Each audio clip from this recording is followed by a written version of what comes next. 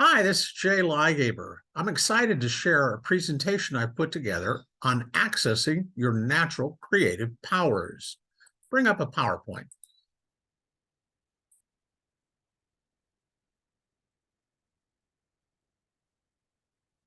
Living your fairy tale. Creation, attraction, manifestation. We use many different terms, but all about the process of creating your dreams. At the core of it all, it's actually pretty simple. When you choose to live with abundant love in your heart and choose to share love in all situations, then your true heart's desires actually come true. That's all you really need to know. But I'm sure you're hoping for more clarity than that, a formulaic version about creating desired changes in your life. And I intend to serve you well in this presentation. So, what does living your fairy tale mean, and how do you go about accomplishing it?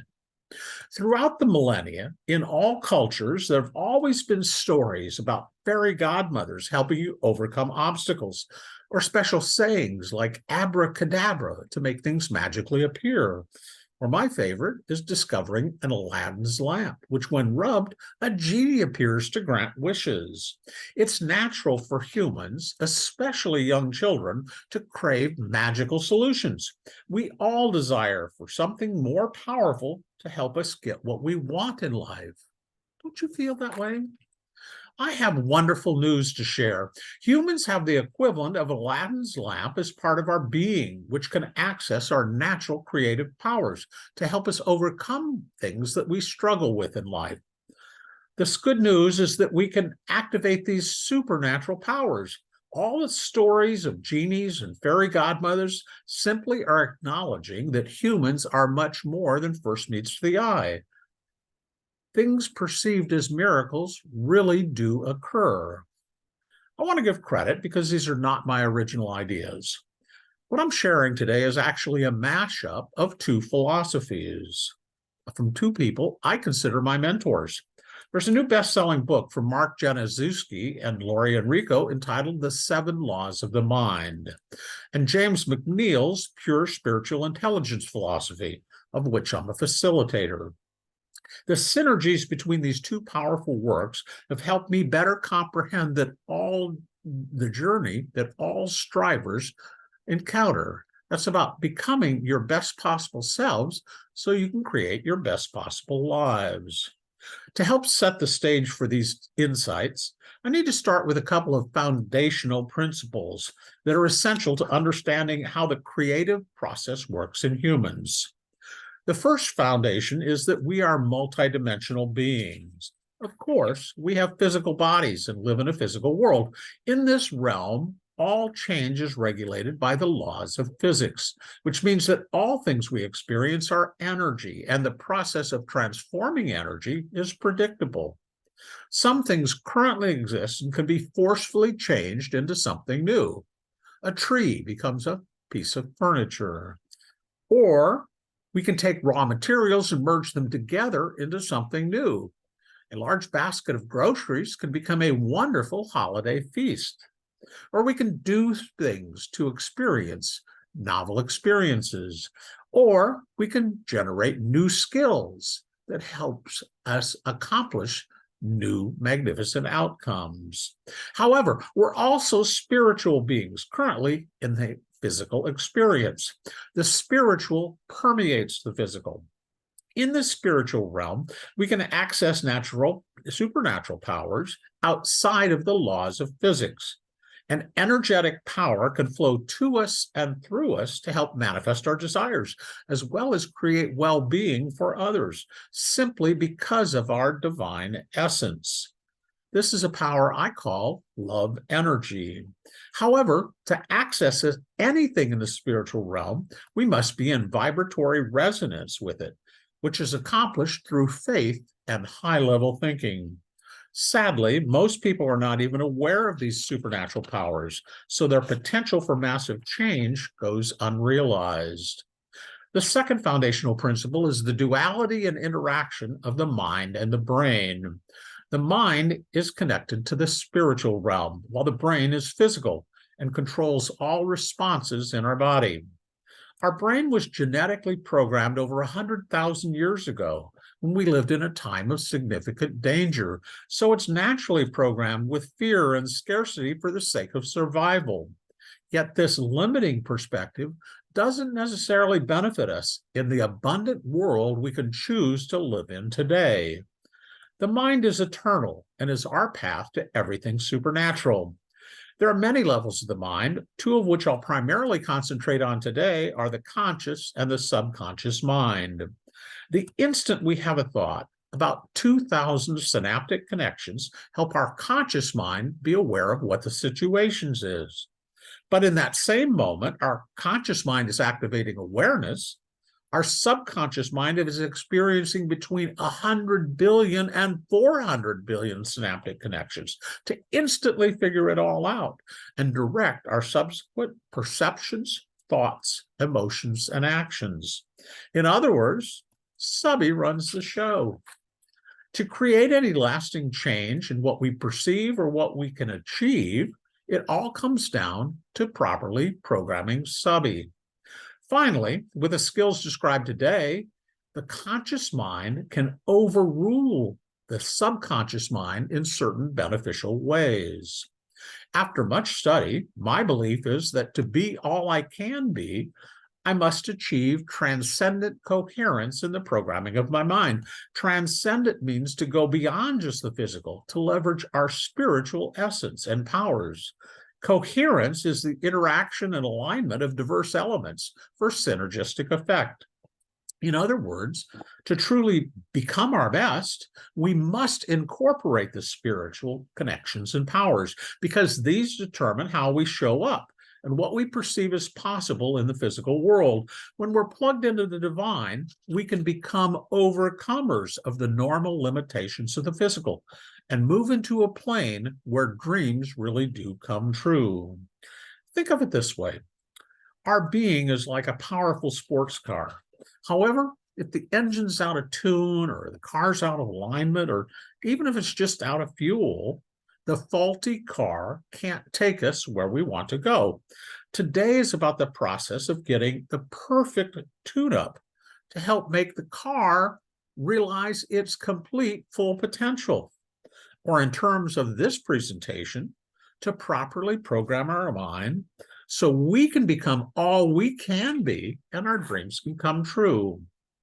Finally, before I move into the formula for creation, I need to mention that while I'm basing this on Mark's book, The 7 Laws of the Mind, as the foundation to explain the process of our natural creative powers, I'm using my own interpretation and terminology, which I believe can help us learn to apply these.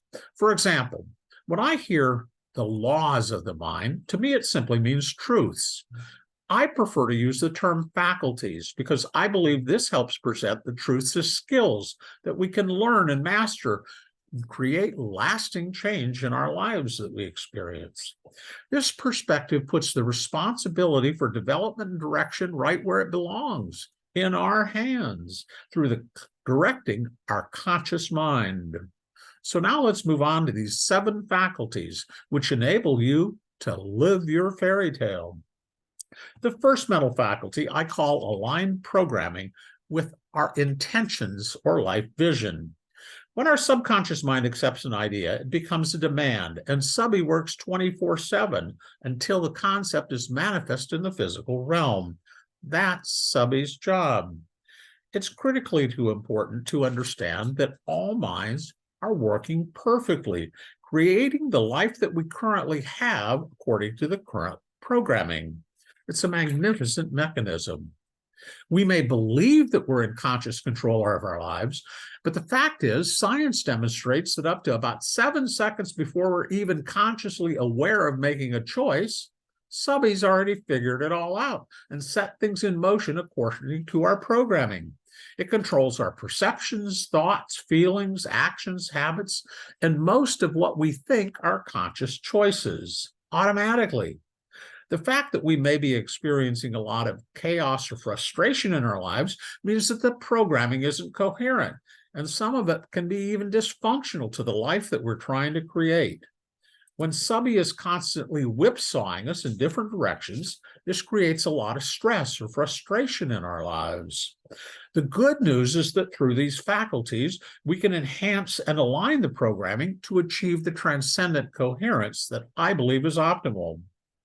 James explains that in the programming of our mind, there are three prime directives that must be considered. Who am I? In other words, what's my self-identity and what are the characteristics of my ideal self? Or what do I want? In other words, what are my intentions or life vision? And why am I here? In other words, what's my purpose? And how can I best fulfill my destiny through honorable service to others?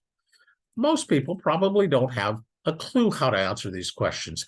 But since this topic is of interest to you, I imagine you're well down the path of creating your own answers to these questions, right? When all of these are aligned and our programming is based in subby, we can enter a Zen state in flow, creating unconditional happiness and productivity according to our intentions. The overarching premise of this presentation is that when our programming is aligned with love-based automatic responses, we become our ideal, creating our dream life while doing good in the world. The second mental faculty is about the awesome power of commitment to causes greater than self. Throughout history, all enlightened people proclaim one constant thing. What we think about and emotionalize grows. Burning desires, which serve the greater good, attract abundant resources and collaboration of others. Synchronicities begin to occur, allowing us to contribute much more than we thought were possible. It's service and contributions to the well-being of others that brings out the best in us. A quote from Mark that I love is that the purpose of life is to discover our gifts, while the meaning of life is to give our gifts away. Where we choose to direct our attention generally is aligned with our intentions or life vision. This is actually the process of subby manifesting us, directing us to take action toward our desires. Through the focused power of commitment, we can create a joyful, purpose-driven life. When we clarify a vision and commitment to causes greater than ourselves, this is a positive act because it's aligned with love and often opens the floodgates of abundant blessings. The third mental faculty is forgiveness. All anger and resentment to others or ourselves, whether deserved or not, creates a blockage to this abundant flow of love energy to us and through us. It's like we desire to hear angelic symphonies and then turn the radio onto the acid rock station. Instant discord. All anger and resentments are internally generated, coming from an egoic, competitive, and forceful perspective rather than a compassionate mindset based in love. This is typically a limited, confused, faulty perception of how our environment could be perceived once we choose to overlay the spiritual dimension to it. Abundant love energy always exists throughout the physical, but a negative mindset simply blocks our reception because during these moments, we're out of harmony with our divine essence. Common hour, mundane negative thinking keeps us from experiencing the best that life has to offer. Yes, sometimes the choices or actions of others disappoint us, but we shouldn't waste our time trying to control others. As spiritual beings, our role is not to judge or correct, simply to share love in all situations. Our primal power as spiritual beings is endowed with life and love and empathy. But just being nice to others isn't the point. Once our hearts are programmed to project forgiveness and grace, we're not doing it primarily for the sake of others. We're doing it for our own well-being. Forgiveness and grace helps us eliminate all negative thoughts and feelings. It keeps us from dwelling in the darkness. When we choose love and forgiveness, we open the pathway to the spiritual realm, where we show up as our better selves, thinking high-level thoughts and living lives we can truly enjoy. The fourth mental faculty is the skill of substitution, controlling our thoughts and emotions to stay in a Zen state of present peace and calm contentment. Often, our ego causes us to make up faulty perceptions and drama in our lives, and this is a perfect opportunity to substitute more positive thoughts and perceptions. When we choose to believe that we're blessed and we're grateful for all that flows to us and through us, we're entering the love vibe. I often say, it's always a choice. This is my recognition that I can decide how I perceive things to the benefit of my well-being. A key role of our conscious mind is to stay present and aware of what we're automatically thinking and feeling and determine if these are serving our vision. Most people have been conditioned to a success model of have, do, be. In other words, it's the current skills and resources and methods that we have that can determine what we can do. And if we happen to eventually do something beneficial, we think it'll make us happy. This perspective is limited, egoic, and conditions-based. Unfortunately, this model is simply stuck in the physical realm. It's natural to find ourselves mired in unfavorable external conditions with perceived limited skills or resources to affect the change that we desire. Hence, most people live lives of quiet desperation, stuck in a rotten rut. Rather than focusing on their dreams and what they really want in life, they sit on the sidelines of life, feeling like they're victims of circumstances out of their control. The enlightened success model is be, do, and have. In other words, it's how we show up and what our intentions are to create grand contributions, which creates new methods and new resources to enhance our lives, as well as create well-being for others. In other words, focus first on the what. Don't be limited initially by the how. Showing up in harmony with love energy opens us to the spiritual realm, where we can activate our creative superpowers. Love is what allows us to grow into greatness. A key component of being our best possible selves is to acknowledge our divine essence, to have faith that all things are possible when we choose to have programming aligned with love, as well as leveraging universal intelligence and seeking divine guidance. When Subby is programmed with transcendent coherence, and our thoughts, feelings, and habits are all based in love, all things are possible, but only when we're resonating in harmony with these higher self-thoughts and feelings. We need to develop the habit of staying in that love vibe. Practice that I've found beneficial is the moment that I find myself in a situation creating a negative vibe, I choose to shift my focus from those disruptive thoughts to a memory of one of the most magnificent experiences in my life. I can substitute good vibes for bad. Using our faculty of substitution, in a moment, we can choose to shift from the darkness to the brilliant opportunities and blessings coming from the spiritual realm. This is a love-based choice. The fifth mental faculty is choosing emotional associations. Most living things live just on their instincts in the moment. Human beings are different. You probably have noticed a pet startled by something it didn't understand, and for a moment they became alarmed. But in seconds, if they don't continue to sense danger, they settle back into a peaceful state. They don't dwell on the occurrence for hours or let it ruin their day. They simply rely upon their instincts in the moment.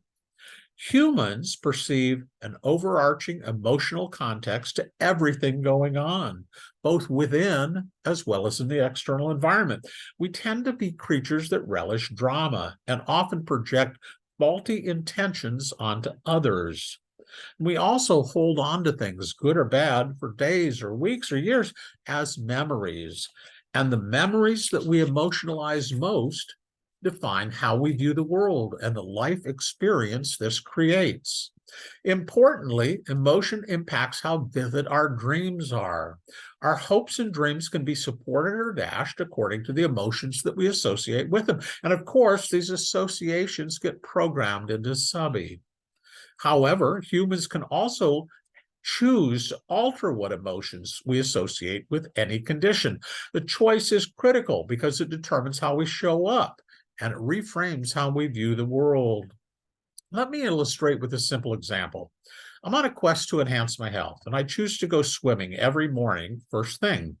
I could view this as a real pain. I'm typically at the Y when they open about 5 a.m., and this means I have to get up early, and since I'm not in particularly good shape, an hour in the pool could seem like very strenuous exercise, and that's something difficult for me. But rather than associating the negative hassles of the habit, I choose to see it in a positive light of enhancing my vitality, maybe even my longevity. Going to the pool allows me to perceive myself showing up full of energy, and I'm actually kind of starting to enjoy the feeling after a strenuous workout. As a result of this positive emotional association, I've kept up the habit for over a year, and I've lost about 65 pounds. There's another very important factor that's critical to understand in our emotional associations. This has to do with addictions.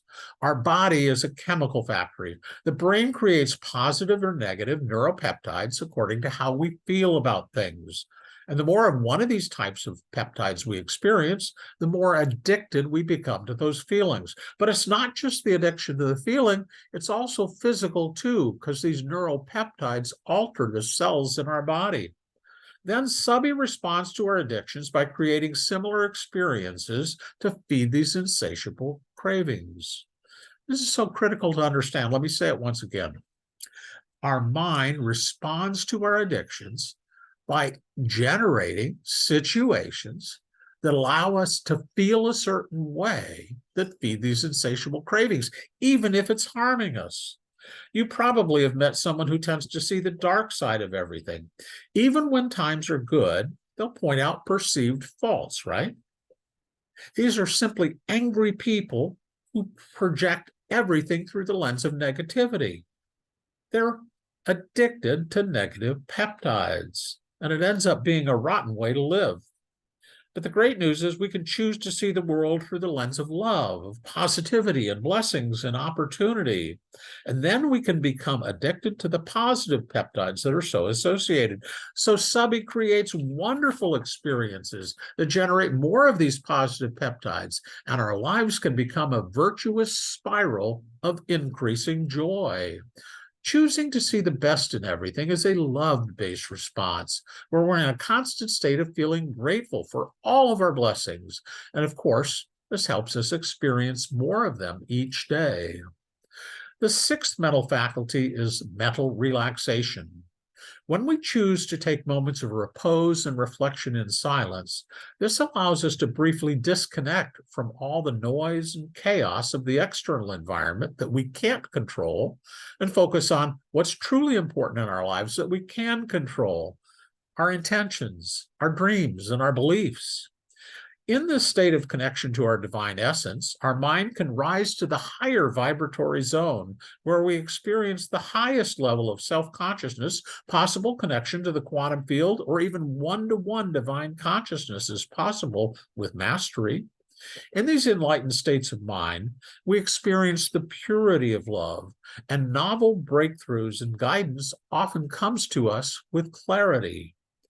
During these times of spiritual awareness, we're plugged into the source of all good in our lives. It's a time for revitalization of our divine essence. And when we're in full resonance with love energy, our mind transcends all of the old beliefs that are no longer serving us, importantly, cutting the cords of these faulty egoic beliefs which have been holding us down for so long, so we can rise to our greatness.